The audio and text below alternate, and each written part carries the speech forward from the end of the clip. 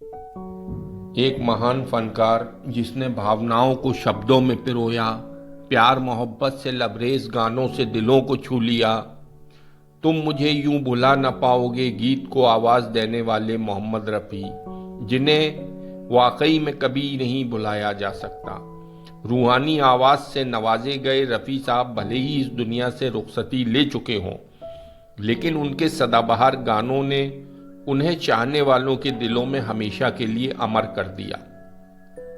क्या हुआ तेरा वादा से लेकर आज मौसम बड़ा बेईमान है तक, ये सभी गाने आज भी काफी लोकप्रिय हैं। 24 दिसंबर 1924 को जन्मे रफ़ी साहब जितने बेहतरीन गायक थे, उतने ही शानदार इंसान भी थे। हालांकि अमृतसर के छोटे गांव कोटला सुल्तानपुर में रहने वाले मोहम्मद रफ़ी उस्ताद मोहम्मद रफ़ी कैसे बने, आइए विस्तार से इसके बारे में जानते हैं। उल्लेखनीय है कि पंजाब के कोटला सुल्तानपुर में 24 दिसंबर 1924 को हाजी अली मोहम्मद के परिवार में मोहम्मद रफ़ी का जन्म हुआ था। हाजी अली मोहम्मद के 6 बच्चों में से रफ़ी साहब दूसरे नंबर पर थे।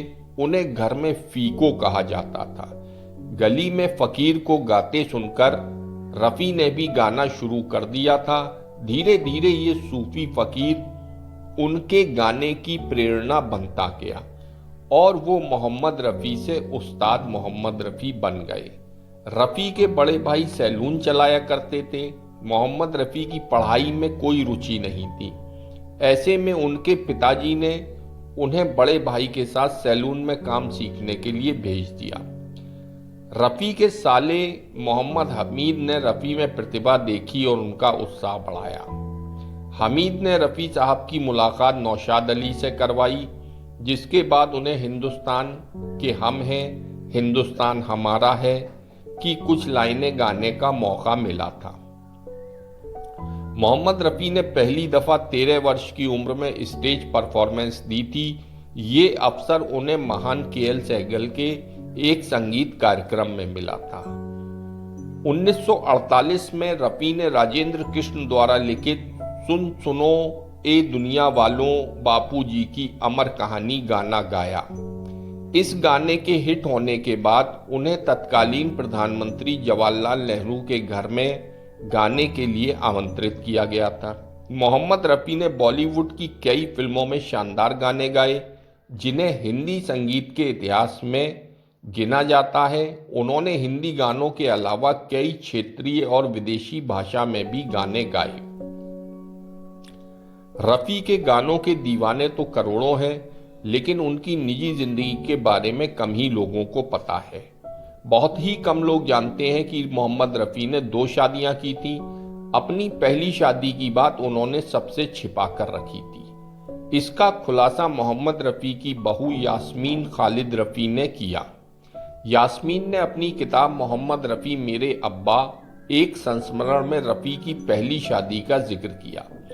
यास्मीन ने किताब में लिखा कि मोहम्मद रफ़ी की पहली शादी 13 वर्ष की उम्र में उनके चाचा की बेटी बशीर बानो से उनके पैतृक गांव में हुई थी। ये शादी ज्यादा दिन तक चली नहीं, क्योंकि बशीर ने रफ़ी के साथ भारत आने से मना कर दिया। वर्ष 1944 में 20 साल की उम्र में रफ़ी की दूसरी शादी सिराजुद्दीन अहमद बारी और तलीमुन्निसा की बेटी बिल्किस के साथ हुई। पहली शादी से रफ़ी का एक बेटा सईद हुआ था। दूसरी शादी से उनके 3 बेटे खालिद, हामिद, शाहिद और 3 बेटियां परवीन, नसरीन और यास्मीन हुईं। रफ़ी साहब के तीनों बेटों सईद, खालिद और हामिद की मौत हो चुकी है। एस.डी. बर्मन, शंकर जयकिशन, लक्ष्मीकांत प्यारेलाल, ओ.पी. नैयर और कल्याण जी आनंद जी समेत अपने दौर के लगभग सभी लोकप्रिय संगीतकारों के साथ गाना गा चुके मोहम्मद रफ़ी ने 31 जुलाई 1980 को दुनिया को अलविदा कह दिया। रफ़ी साहब के अंतिम संस्कार में 10,000 से अधिक लोग शामिल हुए थे।